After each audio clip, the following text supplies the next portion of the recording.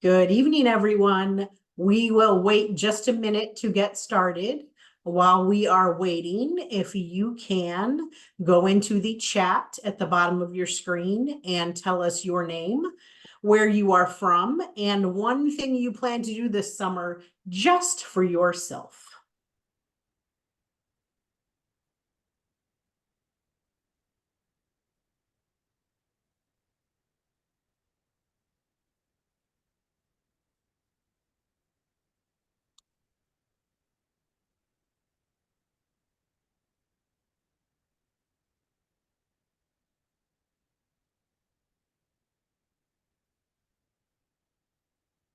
And everybody's so quiet, I'm worried you're not able to access the chat.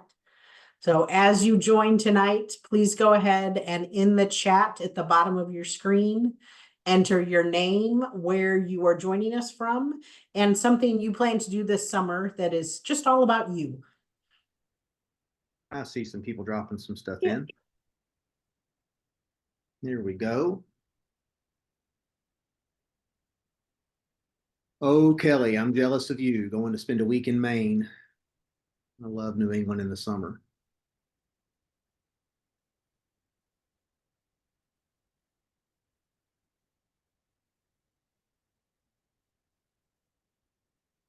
Caitlin, I'm sitting at a hotel room in Houston right now, and it is brutal humid here. It's nuts.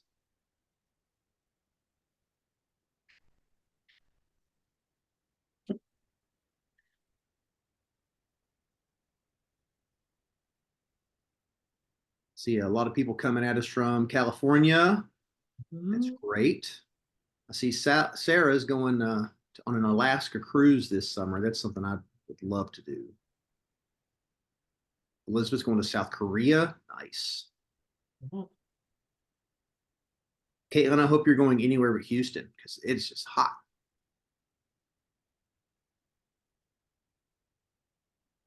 Wow, we have some international travelers here. See that. Croatia, beautiful in the summer. All right, well, you guys continue putting that information in while I just start with some introductions and some basics for this session. We'll get started. So I'm Kristen Hipwell. I am the Director of Product Marketing with Perfection Learning, and we are very excited to have each of you joining us for tonight's AP Lang and AP Lit webinar, the Exam Happy Hour. Before we get started, we just have two quick housekeeping items. The first, if you have comments or questions, and Brandon will encourage you to share comments and questions, please be sure to post those in the chat section at the bottom of your screen. And second, we will send out an email tomorrow with the webinar recording included. And it is my pleasure to introduce our expert teacher for this evening. Dr. BrandonAbdon comes to us with over 20 years of experience in the classroom. That includes 12 years as a high school English teacher, as well as time as a professor of English and education. He also is a curriculum developer and an instructional coach. And in addition to his time in the classroom, Brandon formerly worked as the Director of Curriculum Assessment and Instruction for the College Board, and he has more than 10 years of experience as a College Board consultant. Our favorite credential on Brandon's resume is as the senior author of Perfection Learning's AP Literature and AP Language coursebooks by AMSCO, and also as the co-author of our brand new Writing for the AP Exam work text. And he'll be sharing a little information about that later tonight, as well as giving away a classroom set of that new program. Thank you for being with us tonight, and I will pass the presentation to you. Thank you so much, Kristen. And I want to thank everybody for being here. These recordings go out for people who register. And so, we get a lot of people who register and then they send along regrets that they're not able to make it. And I always appreciate that. It's great to hear from people when they can't make it, or even people who watch the videos much later on and then have a question. And that happens all the time. So I want to encourage you all, if you're watching this live, if you're watching it recorded, if you've got something to share about your students, this is the time to celebrate you and celebrate what your kids have done this year. So if you've got something to celebrate that you've done or your kids have done, or you've got a colleague that's done, if you want to email it to me, I will tweet it to the world. and share it on the Facebook groups and everything else. And I encourage you to do the same kind of thing. We need more messages like that. And so thank you for taking time to be here. I know many of you who are not watching this live couldn't be here because, I got emails about graduation practice or graduation. One person who was going to try to attend from Pennsylvania said that tonight is graduation. So we understand. We really do. But I hope you find a way to celebrate the work you're doing and celebrate the work your students have been doing. If you are attending live, you will get to win some things today. Perfection Learning has been absolutely wonderful about setting up some gifts to give away to teachers who deserve them. All of you deserve them. Let me back up on that for a second.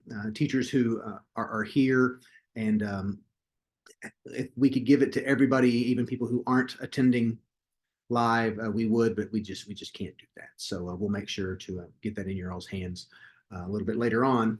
But I got a private message from one of you asking me what I'm doing this summer. Well, I'm doing some workshops. I'm in Houston right now. I'm doing a workshop for AP tomorrow at Fort Bend ISD, working with not just English teachers, but working across the board with all their AP teachers, talking about aligning some skills and teaching. And that's that's an actual College Board workshop. Really excited about that. But I am going camping here in a few weeks. Just me and my sons will go camping for a week. We're excited about it. My wife is excited about it because then she gets that week to herself. She loves it. And I'll be doing a virtual workshop at that time, which is great to be able to do those virtual workshop while I'm doing that, and then go do some camping and fishing. But I'll also do some other travel with my family this year, going to Washington, D.C., doing some other things. And I see several of you from California here. I'll be out in California next week, down in the Anaheim, Santa Ana area. And I know California's a big place. So Santa Ana is not close to anything in Northern California. I know that, but hey, it's the same state, right? All right. I want to get going with this, and I'm going to ask you all to do some thinking about your students. And I know some people were here last year and the year before when we do this, and I just love taking this time to do it. But I'm going to ask you in the chat, I'd like you to work through these 6 questions.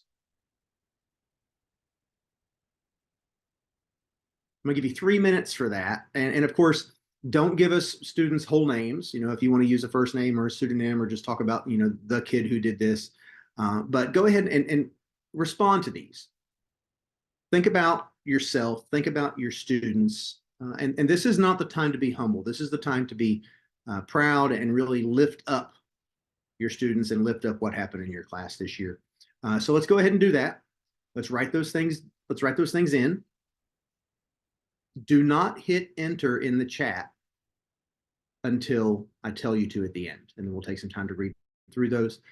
And just so you know, I will be calling on certain people to talk about those, to share some information about it, to tell us a little bit. Love hearing those stories. So again, we're going to type answers to these in the chat. We're going to give you about 3 minutes of quiet writing and thinking time to do that. If we end up needing more time, that's fine.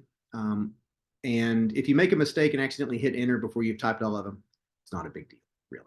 Okay, here we go. I'm really excited about seeing these. Go for it.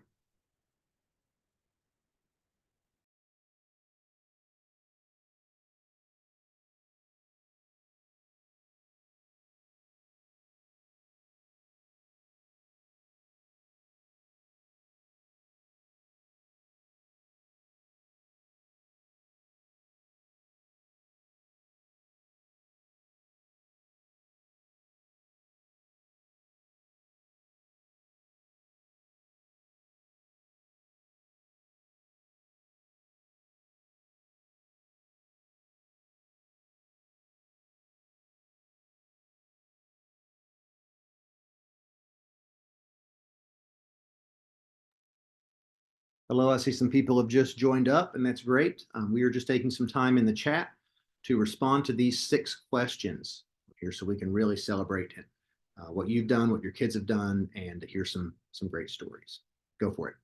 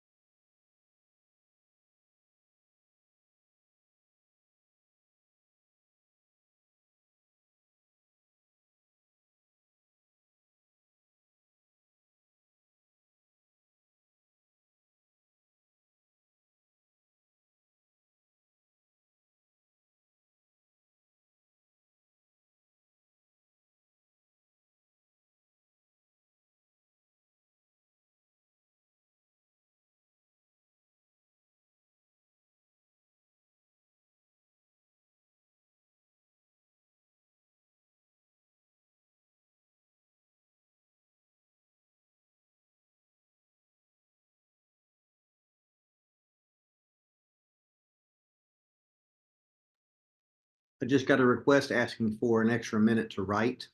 So I'm going to go ahead and add another minute to this so that you all have some time to get these down. I don't want people rushed.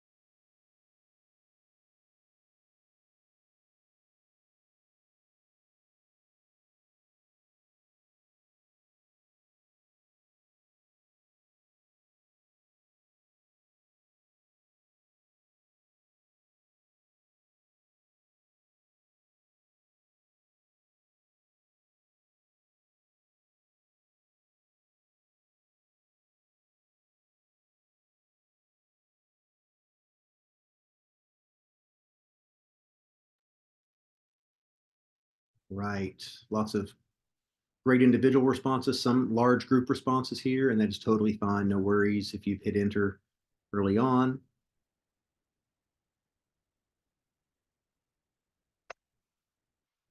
Right. So if you're ready, go ahead and hit enter. If you've already hit enter, that is, again, totally fine. Go ahead and cycle back and look at some of the things that your colleagues have written in. And I'm going to be asking some people to tell us some more about some of the things that they've posted here.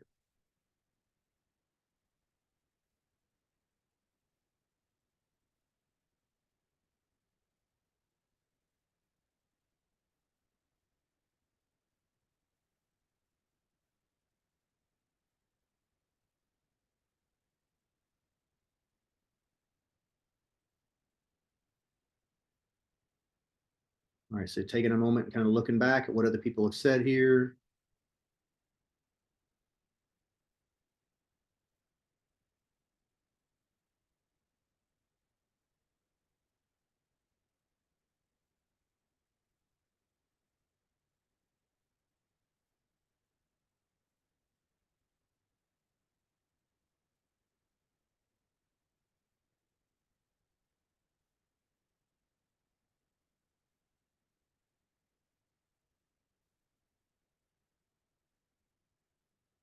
All right. So I'm going to call on a couple people, and my colleague, Kristen or Ashley, will allow you to unmute just to kind of explain a little bit more about what you were saying. I finally but I do have to give a shout out before we move on any further. Stephanie Rexwinkle, and if I said your name incorrectly, I'm sorry, but Stephanie Rexwinkle, I love that you plan to drink coffee on your patio every single morning this summer. Good for you. I've learned that vacations are sometimes more tiring than just being at the house. So thank you so much for that. So I said I was here to celebrate you all, and I want to hear about this. Tessie Claire, you say that your greatest success is surpassing a milestone in my career. That is just begging to be asked what the milestone is. So if we could unmute Tessie, I'd love to hear what her milestone is.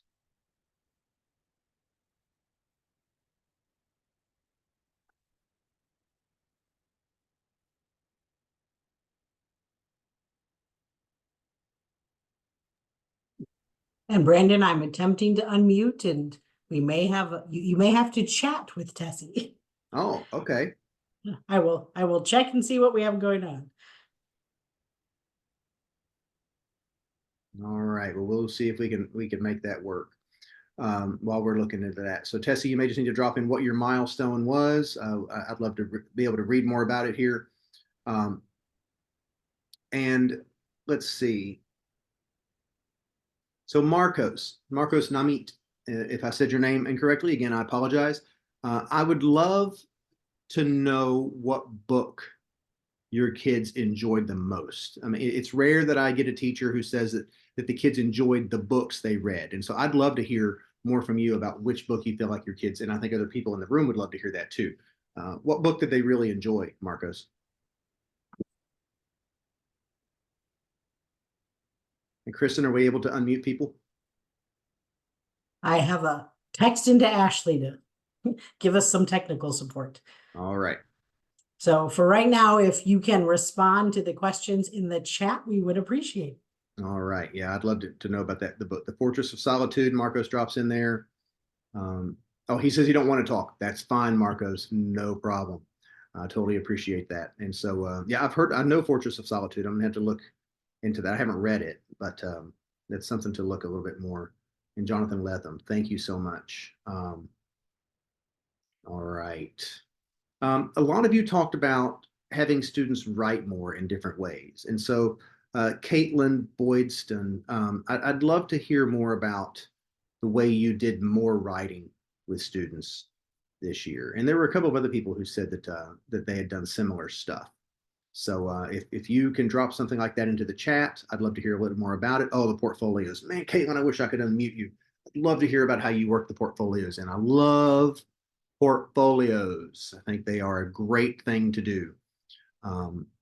And yeah, so Caitlin, we definitely need to be in touch because I'd love to talk more about it.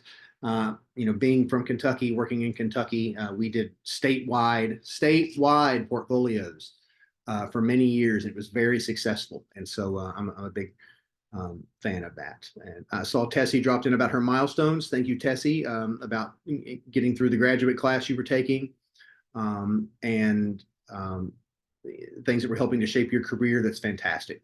So congratulations on that. We still have people joining, and I think that's great. I love to see more people joining up from Brooklyn, more people joining up from California. It's fantastic. So looking back at some of these other responses here, as we want to hear from some others in the chat.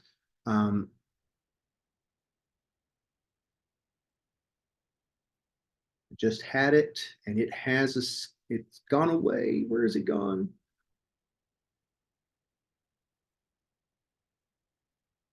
Well, yeah, here it is. And it's Sarah Ballard talking about, making it through the second year of teaching AP Lang, which is fantastic.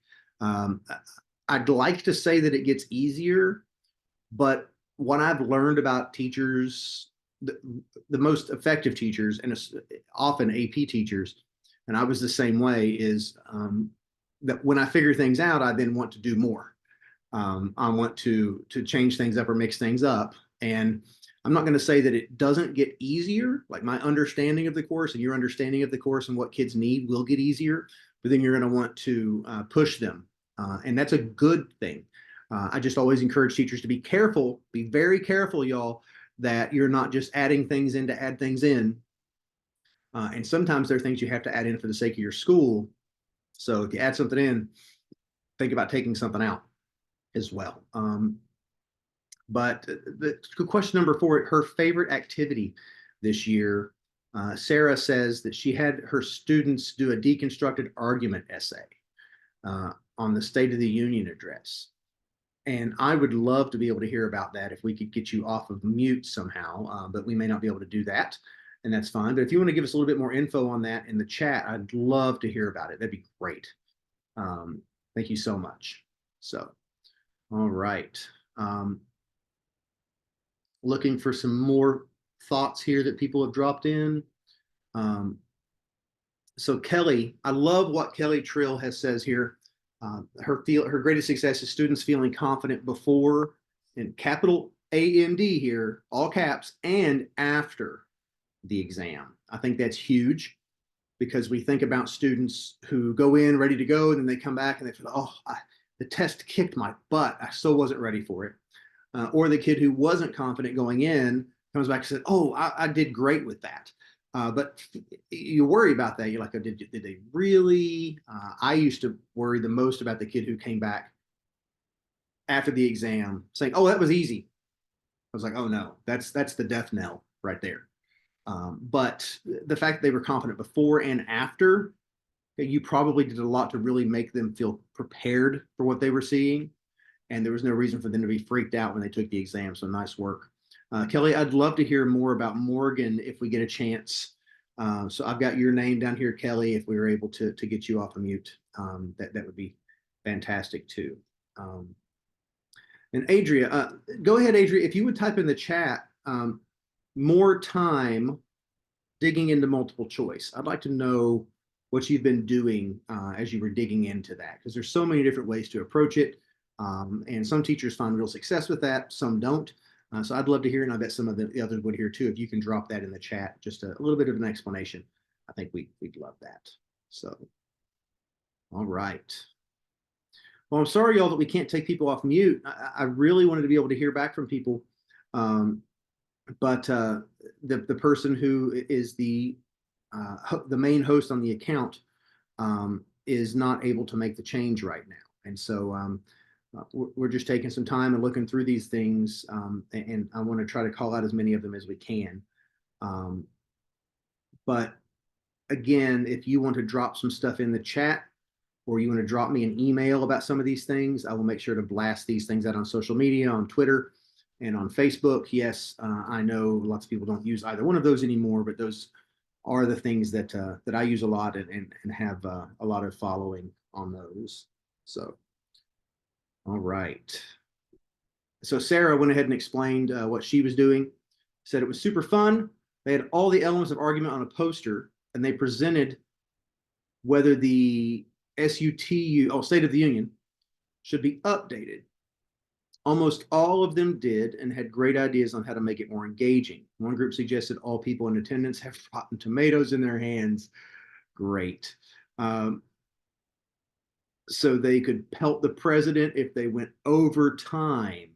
All right. And pelt other Congress people if they were being rude. That sounds like a lot of fun and a way to get kids to care about something that lots of kids just blow off. So that's fantastic. Thank you for sharing all that. So here, Adria shared her details, y'all, in the chat about for the multiple choice. Every other Friday, we spent 30 minutes. So every other Friday, spent 30 minutes practicing multiple choice using one passage with only 5 to 10 questions. So Adria, I like that. And I'm going to talk about it for just a moment because every other Friday is not so frequent that you're losing a ton of instruction, but just frequent enough that students are carrying over the way that they're beginning to think about those things. And that you're only using 5 to 10 questions. It's not overwhelming. And you're able to spend time talking about the ins and outs of those questions. Because often getting the multiple choice, getting students used to the multiple choice isn't about the skill. They're learning the skill as they're reading and as you're teaching things with them and modeling the thinking and then asking them to do it. But it's about them learning to think through the way the question is organized and how to eliminate certain responses and everything else. And so I think that what you're doing there is fantastic. I worry about people who try to do stuff like that every week because it just takes away so much instructional time that is so much more valuable. And the fact that you're narrowing it and only doing a few is even better because kids are less likely, in my estimation, to get that test fatigue that can actually hurt them. And then, Adria, you dropped it in here, and I hope everybody on the chat knows about this. But if not, you should have gotten an email about 2 weeks ago talking about how next year you will only have 4 choices on that multiple choice, A, B, C, and D. So things are going to get 20% easier, I guess, in a way we could say it. So I'm looking forward to that, and I think your kids will really thrive with that too. Okay, so it seems we can unmute some people now, and that's really great. So thank you to my colleague who's able to make that happen. I'd like to hear first from Caitlin, because I'd asked Caitlin to talk about the writing, and she's also put some comments in there about rubrics. So this is Caitlin Boydston, if we could please, Ashley. I'd love to hear, Caitlin, about how you did a little bit more writing, how you did the portfolios, and so on. Yeah. So we spent a little bit of time at the beginning of the year talking about like what their goals were in terms of like the things that they really felt, I don't want to say like nervous about, but that's the best I can do. And they were like, writing, Ms. Boydston, I don't know about that. And so I was like, okay, then let's make that our goal. And so they had like their little folder that was their writing portfolio. And we started off the year with, what did we start with? It's so long ago. with rhetorical analysis. And they, spent a few weeks on that, looked at the things that worked out for them, what didn't, why they got the grades that they got on the rubric, and, kind of could see some trends, because that's how I do comments on my essays, is I don't necessarily put a ton of comments on one kid's grades. I just keep a running list of like, this is what I'm seeing us doing. And they got to find, oh, hey, this comment is where she's talking about me or whatever. And so then we went through sort of that same process with each of the essays. And then in the second semester, we kind of rotated through all three. And then they picked an essay style that they wanted to focus on in the final weeks leading up to the exam. And so they were like writing champs about it. So it was really cool to see them, because I wasn't really sure. I had never done writing portfolios that way before. And so it was kind of fun to see. And there are things that I'm going to change up for next year. But yeah, they really seemed to grow a lot as writers over the course of the year, which was cool to watch. And one of the most valuable things about a portfolio like that is students learn that it's not just one and done. They haven't just written this essay, they're done with it, they're going to move on, and they're never going to see it again. They're coming back to these things, they're revising, and they're showing, oh, I've learned how to do this now, I can go back and make this essay even better. And that's great. When you said some of the kids were really reluctant and worried, like what was their number one concern? So they hadn't done a lot of like timed writing before. We do a lot of process writing in like the freshman and sophomore year at my school. And so that was part of it. And then for whatever reason, they were just very, I don't want to say reluctant isn't quite the right word, but they lacked a lot of confidence in their writing abilities. And so I think that really just by forcing them to do it over and over again, they kind of got to the point where they were like, oh, this is easy. This is easier than I thought it was going to be. I was like, yeah, that's what I've been telling you this whole time. Thank you for listening. Yeah. It's hard though, because they've learned, a lot of them have learned to do school, and the way they do school is they finish something and they're done with it. They move on. Yeah. I mean, and I see it even in my own sixth grader. A teacher this year had them pull out a paragraph they'd written a couple weeks before to improve it. I thought that was a fantastic thing. But he was mad. He's like, I'm done with that. Why do I need to do it again? and yeah, so thank you for sharing that. Please drop me an email. I'd love to hear more about it.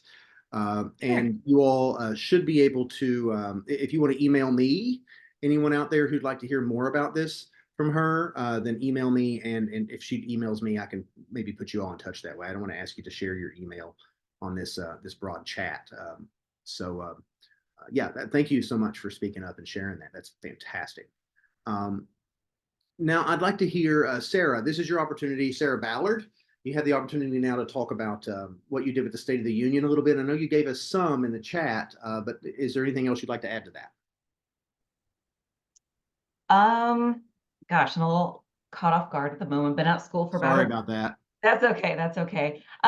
So they had all the elements of argument on their poster. So they needed to have an introductory paragraph with a thesis statement. They needed to have a concession on there. They needed to have categories of evidence to prove what they had to say. But it wasn't in a regular timed writing like we've been doing all year long. They needed some more, I don't know, like human element of the writing. I'm fairly structured in my teaching of writing, and so they needed to be teenagers and have a little bit more fun. But also, I wanted them to look at the world outside of just teenage land and realize that there's all these other big things going on. And the more they understand these things, the better their argument writing can be if they have some more, adult and real world things in there. So they were allowed to be in groups of up to, I think it was 3 people. And they had to, have their introduction and, all these things in there. And a lot of them understood the importance of having a State of the Union. They understood the importance of the president being able to speak to the country and talk about what's going well and what we're working on and things like that. But teenagers being teenagers, they wanted to maybe do something different with it. And I wanted them to be able to use their imaginations. I feel like I don't tap into their imaginations as much in AP Lang as maybe I could.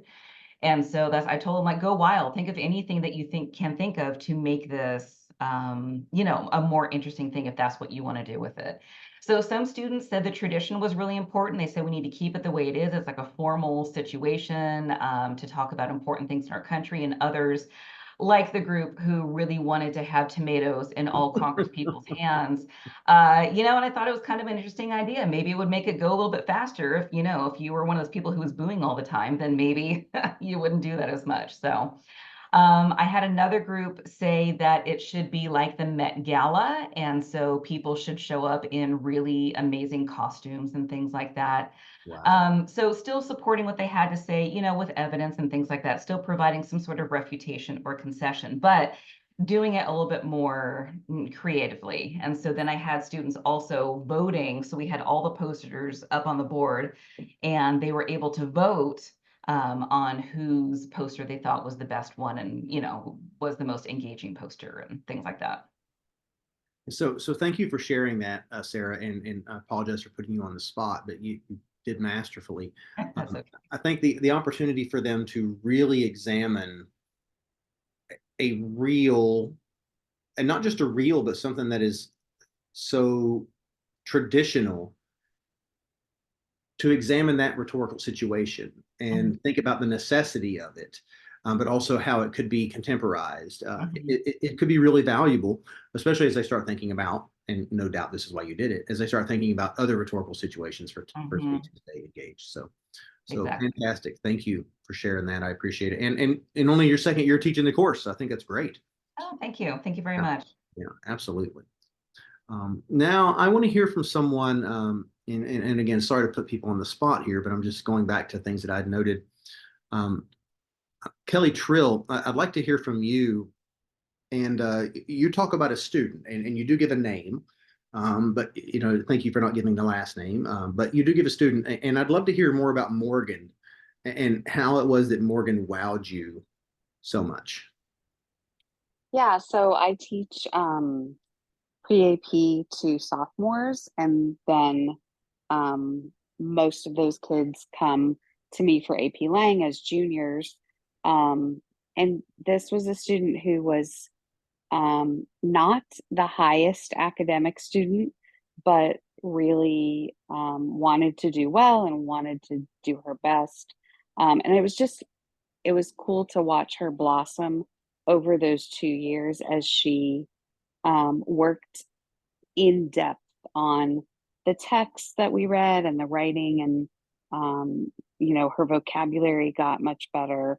And I watched that confidence build in her, to where when we were writing an essay almost every week toward the end of the year, she was really able to just get a thesis statement right out there, and she would have me check it, and it would be right on task. And I just saw that confidence build over these 2 years in a student who didn't come in with oh, I'm an AP student attitude, but she definitely was an AP student, and she was doing really well by the end of the year, and hopefully her scores will reflect that.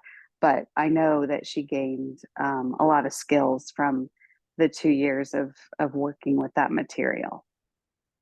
Great. Yeah, thank you for that. And it's such a great opportunity to be able to have kids move with you like that as you build, because those relationships mean so much.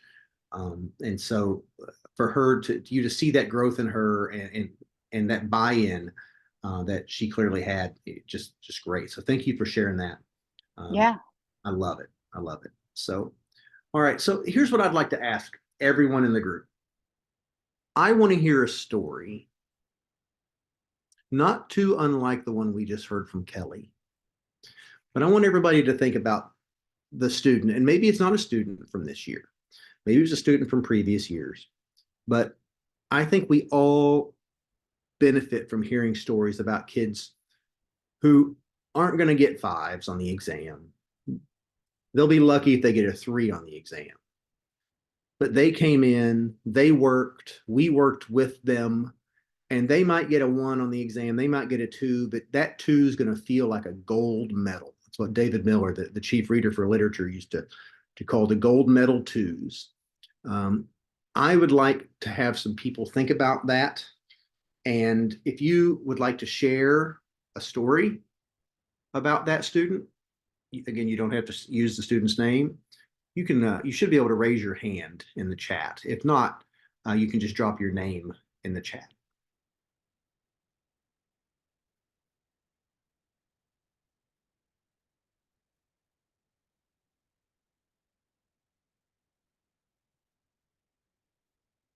So thinking about that student who came in, and maybe it's the first AP class they took.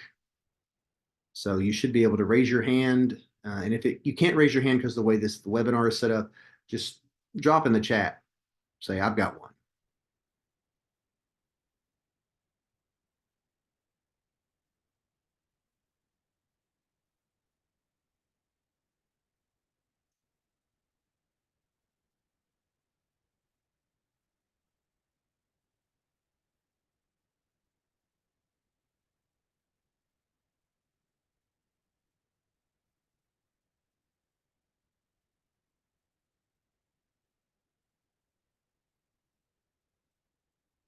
None. This is a first for me.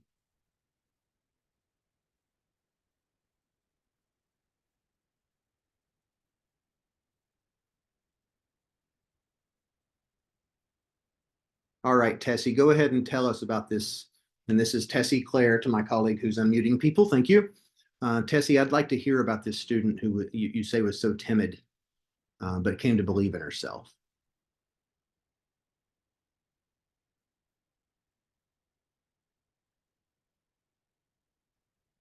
Kristen, can we unmute Tessie? All right, Tessie, you should be able to unmute yourself and speak now.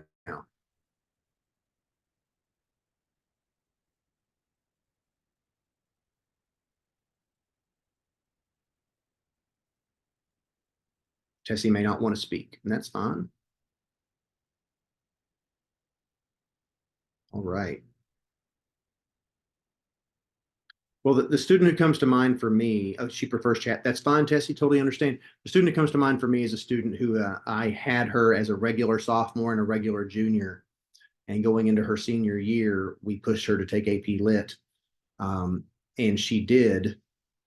She'd never taken an AP class, but in the other classes, it was clear that she was head and shoulders above the people around her.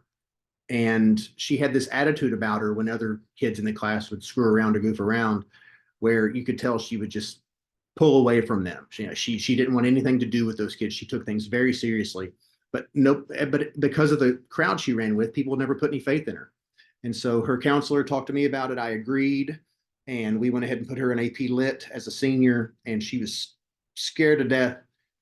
She ended up graduating. She took the test. She did not pass the exam. She got a 2 on the exam, but she told that counselor the next year that she credited being put in that spot and seeing that she felt comfortable and felt confident. But that's the reason she ended up going to college. And she went on to community college, and then to get her a nursing degree. And she went on to become an RN. I'm still in touch with her to this day. Her name's Kelsey. She's beautiful, and she's got beautiful children and a great family now. And I just think that's a great success story for encouraging kids to take a course, even though they've never had the opportunity or never taken the risk to take an advanced or challenging course like that. All right. And I think it really says a lot for AP, because we know, and hopefully you all know this, but all the studies show that kids who take the AP course, kids who sit for the exam or not, whether they sit for the exam or not, kids who take an AP course tend to do better once they get to college than kids who do not. And in these studies these studies account for self-selection too. They look at, they compare ACT and SAT scores for kids who took AP courses, those who didn't, and how they went on to college. And so kids who are taking your AP classes are setting themselves up to do better, whether they pass the exam or not. And it's because of you. It's because of the way you're teaching the course. It's because of the way you're pushing them, the way you're encouraging them, and the rigor of the course. And I do mean rigor with not saying that you're giving them a ton of work, but that the work you're giving them is challenging, and you're helping them to learn through that challenge too. So thank you all so much for everything you've shared. I want to talk through a couple of things here real quickly. And then I've got some things to give away. We'll do some drawings here in just a second, but I want to go ahead. Perfection sponsors all of this stuff. And so I want to give a big shout out to Perfection and all the support that they've been giving to me and to my colleague, Tim Freitas, and my other colleagues, Lauren and Becky, who helped write the AMSCO books.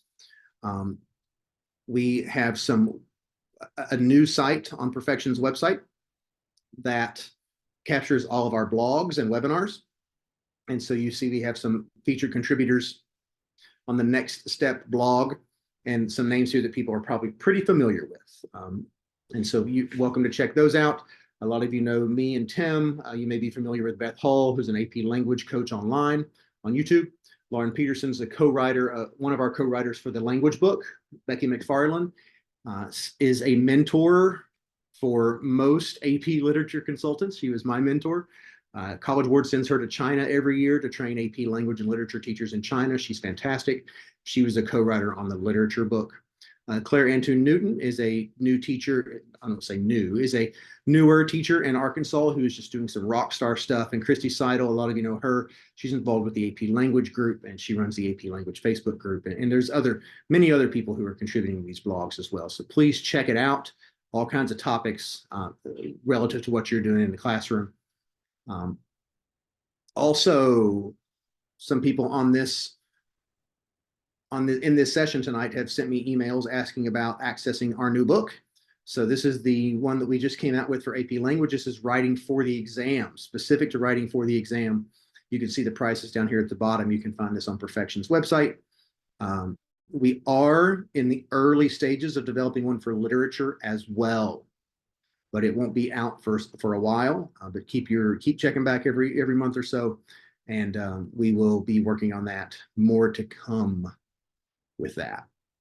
Here's the table of contents for the book that we just looked at, and you'll see that there are 3 big parts: argument, rhetorical analysis, and synthesis. And each part gives you 20 or more lessons, and it walks from prompt all the way through the rubric with sample essays and all kinds of accompanying videos and planning and pacing guides and everything else there. So I encourage you to check those out. Of course, the AMSCO textbooks, if you want to check them out. Very excited to have gotten to do this work and very excited to have done it with AMSCO Perfection Learning. It's been a great experience. My 2 other partners, Applied Practice, working with mock exams as well as some materials. You can check them out. And they give mock exams along with full data. And then my other partnership, a lot of you are familiar with the work I do with Garden of English. We're doing some summer workshops. I've got 1 full week for literature, the last week of July this year. And then Tim and I both are doing our evening workshops for 3 hours in the evening, the first full week of August. And we often say, please, if you know teachers or you learn of teachers in your building who just found out they're teaching AP and aren't able to go to an APSI, let them know about that evening workshop. That's why we created it. That was created by demand from people saying, I've got to teach this course. I didn't know, I don't have the training, but anybody's welcome to come to that. All right.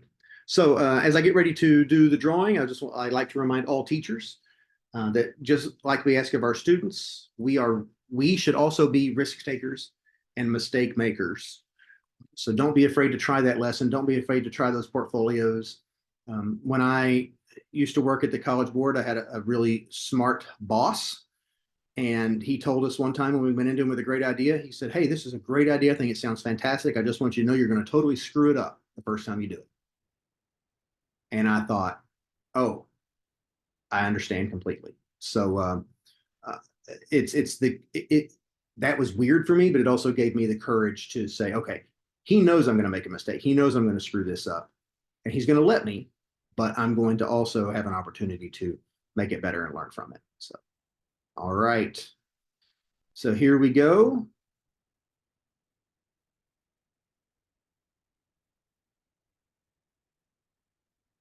All right. So This person will have the opportunity to choose a class set of either the AP Lit or AP Language AMSCO books that we just looked at. These right here.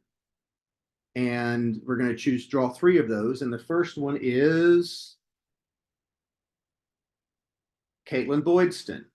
There you go, Caitlin.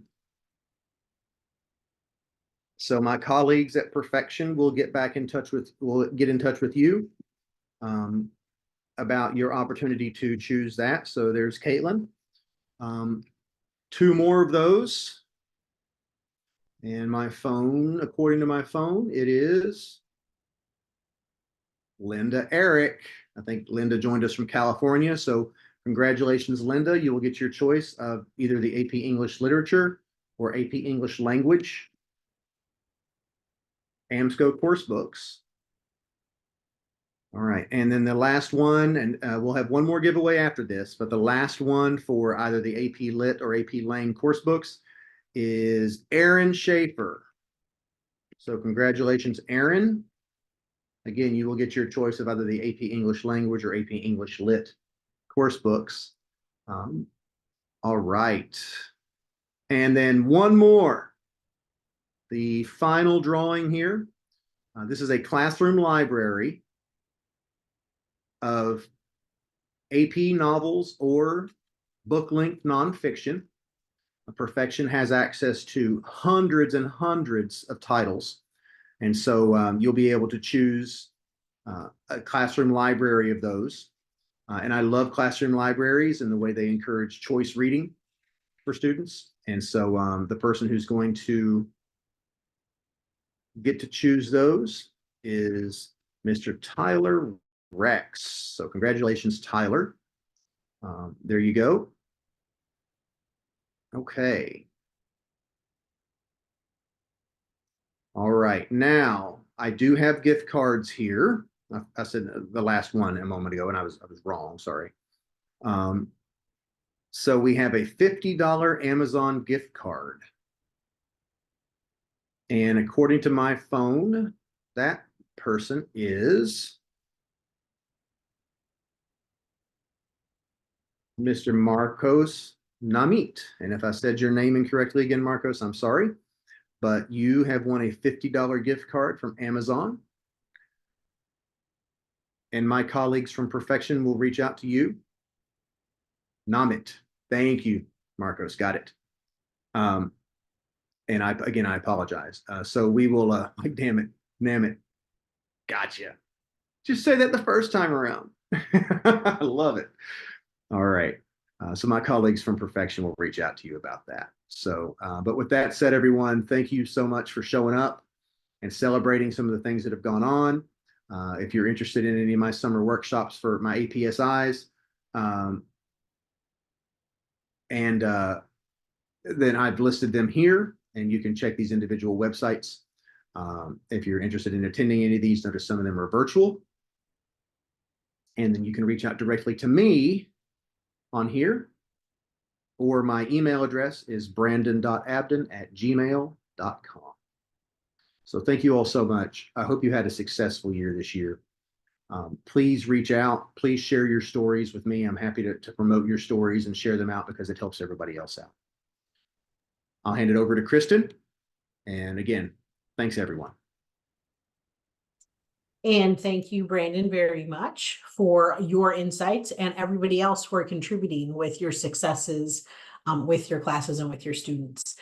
I will reach out to all the winners tomorrow morning. I'll contact you using the email you used to register for the webinar and determine which book you're interested in. And just so everyone knows, you will actually have the choice of the AP Lang course book, the AP Lit course book, or the new Writing for the AP exam book, which is only for AP Language at this time. So I'll give you those 3 choices. And we will also send out an email with a recording of tonight's webinar so you can refer back to that information. Brandon shared with you earlier a link to a page that has all of his upcoming webinars. Brandon, can you go back a couple slides just to share that?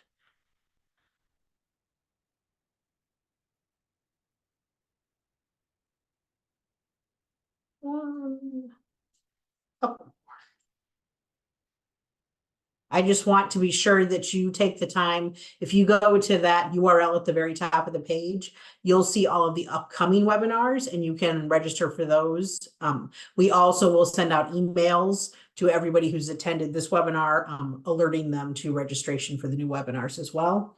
And then also, if you want more information from Brandon or from any of our other authors, please take that time to sign up for Perfection Learning's Next Step blog, and you'll get other webinars, blog posts, lesson plans, all those types of things.